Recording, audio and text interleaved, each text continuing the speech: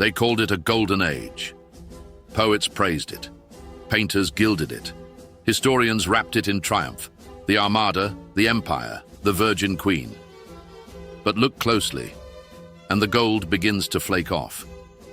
Behind Elizabeth I's legend lay a country starving, drowning in debt and marching into wars it couldn't afford.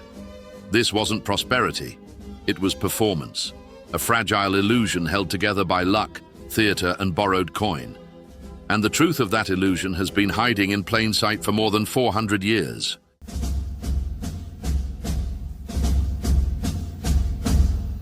When Elizabeth Tudor took the throne in 1558, the kingdom was bankrupt. Her half-sister Mary left the country on edge. Faltering economy, failing harvests, hopeless war with France and her crusade against Protestants leaving scars deeper than debt. After years of turmoil, Elizabeth, young, poised and untested, seemed like a breath of stability. And for a while, she was. By 1574, she had cleared her sister's debts, balanced the books, and even built a modest surplus. Foreign ambassadors called her the model of prudence, but her new order rested on fragile foundations, a kingdom held together by image, luck, and improvisation. Her real battle wasn't with Spain, not yet, but with inflation. In 1563, Parliament tried to hold back inflation by limiting wages of skilled workers, but prices kept on rising and wages kept on falling. Across the countryside, work was scarce. Men and women wandered in search of it, or begged or stole, when hunger left no choice. The Crown answered with a series of so-called poor laws, classifying the poor into two groups, the idle poor and the deserving poor. They branded the idles through the ear with hot iron, whipping them, even hanging some, while the deserving poor, the very old and very young, were left to parish charity. And then came the war in 1585. For the next 2 decades, England will fight Spain and its allies, from the English Channel and the Atlantic to the fields of Ireland, in a draining, inconclusive conflict that devoured the very foundations of Elizabeth's economy. England will spend around £5 million on this war, close to £1.5 billion today. Nearly 2/3 of royal income vanished into war each year.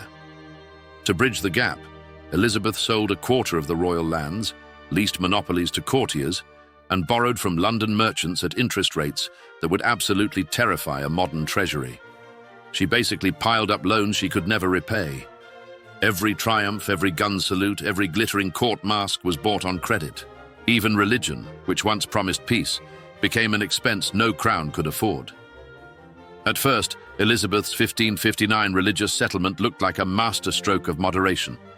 She promised not to make windows into men's souls, offering Protestant doctrine dressed in Catholic ceremony. But as papal bulls declared her a heretic and plots against her life multiplied, tolerance gave way to terror. By the 1580s, nearly 200 Catholics were executed, while many more were ruined or driven into exile.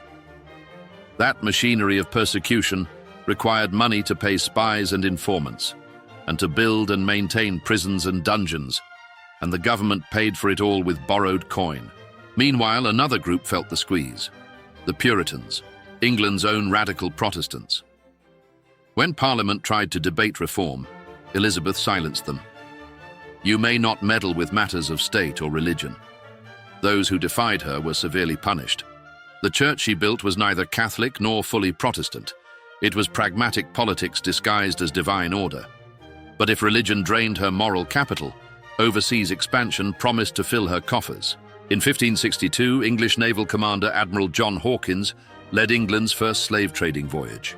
When word of its profits reached the court, Elizabeth took notice, and she decided, together with the members of her council, to make an investment by helping to finance his next expedition.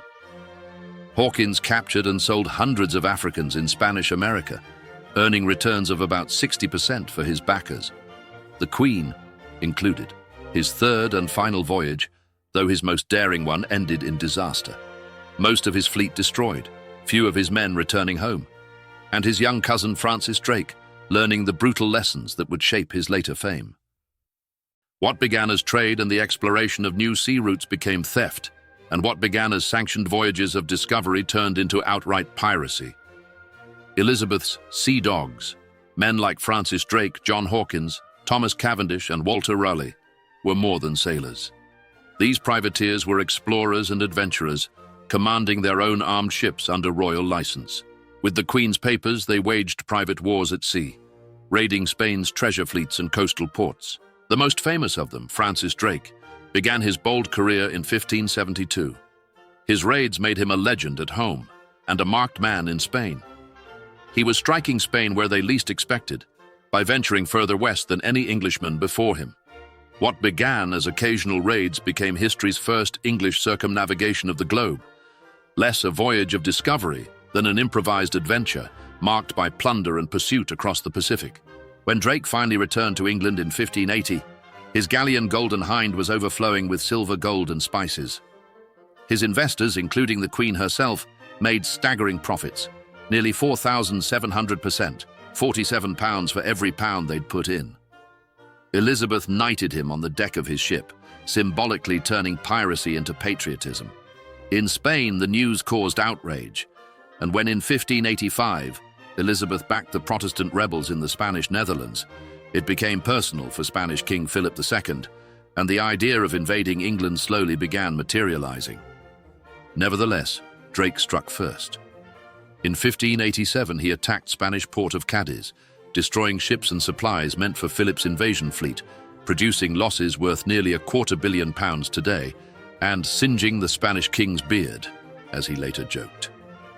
Among the prizes was the royal ship São Felipe, carrying treasure and secret charts of the East Indies trade routes, documents that later helped found the English East India Company in 1600. The attack delayed Spain's invasion plans, but King Philip pressed on. With papal blessing and funding, he vowed to bring Protestant England back to the true faith. A year later, in 1588, Spain launched the first of its 4 armadas, each one a costly failure that drained the Spanish treasury further. History remembers that year as England's great naval triumph, a small Protestant island defying the might of Spain.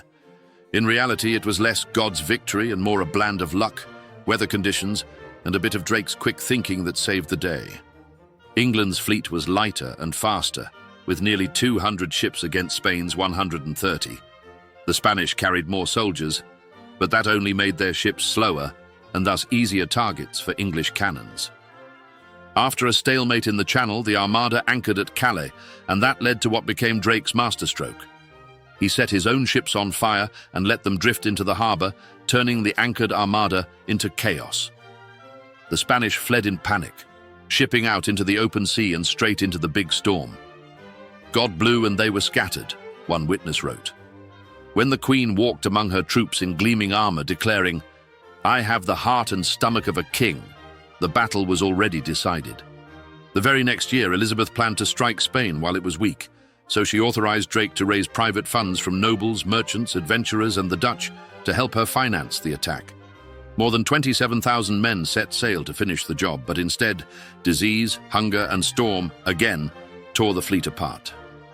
The costly campaign achieved nothing. Nearly half the fleet, about 40 ships, was lost. Some 24,000 men never came home, and the survivors brought disease to English ports. The state who glorified bravery of its seamen refused to pay for their service. Widows and orphans were left to beg.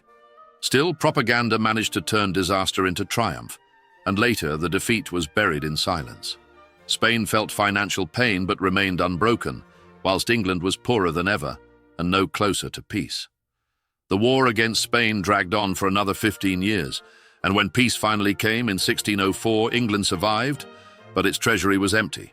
And if Spain bled the Queen dry, Ireland nearly finished the job. The 9 Years' War was no separate fight. It was part of the same struggle, with Spanish gold and troops backing the Irish revolt. For years, the English were losing. Then in 1600, they changed strategy. They burned what they could not hold, villages, crops, herds, starving the land into submission. Famine followed, claiming tens of thousands of lives. More than 30,000 English soldiers also died, most from disease, and back home conscription riots broke out. The Irish War cost over £2 million, 4 times the Crown's annual income. In the end, Ireland was conquered, but at a terrible price. A ruined country and a hatred of English rule that would last for generations. By the mid-1590s, even nature turned against her. 4 failed harvests in a row, fields bare, granaries empty. Grain prices tripled, work vanished, and hunger opened the door to sickness. In 1597 alone, thousands died from famine and disease, worst in the uplands, where help came slow. Inflation had doubled since Elizabeth's youth, while real wages collapsed by a third. Bread became luxury and beyond the reach of the poor. Plague swept through London and the port towns, killing 1 in 6 by 1603. As England staggered into the final years of Elizabeth's reign, her wealth was running thin and corruption had become a way of life. She ruled through patronage, selling exclusive trading rights on everyday goods like salt, sugar, and starch to her favorites. These early forms of insider privilege or monopolies drove prices up and public patience down. Merchants rioted and Parliament fumed. The Queen's famous address to Parliament in 1601, the Golden Speech, diffused the crisis. It was a masterstroke of humility and theatre where she spoke of love for her people and sorrow for their suffering, yet conceded almost nothing. After all, Elizabeth hated change. Meanwhile, at court, poverty wore a mask of opulence and illusion. Painters erased her age, wrapping her in symbols, pearls for purity, serpents for wisdom, a globe for dominion. No portrait appeared without her consent. Art became her armor, a way to hide decline behind splendor. Spencer crowned her Gloriana. Shakespeare called her a star of the North, and the Virgin Queen moniker endured, untouched by time, alive in myth. But time, even for a legend, runs out. In March 1603, after 44 years on the throne, Elizabeth I died, the last of the Tudors. She left no fortune, no heir, and no peace. The empire she dreamed of was still only a rumor, yet her image endured, radiant, eternal, untouchable. In the end, illusion outlived the Queen and became the story England chose to remember.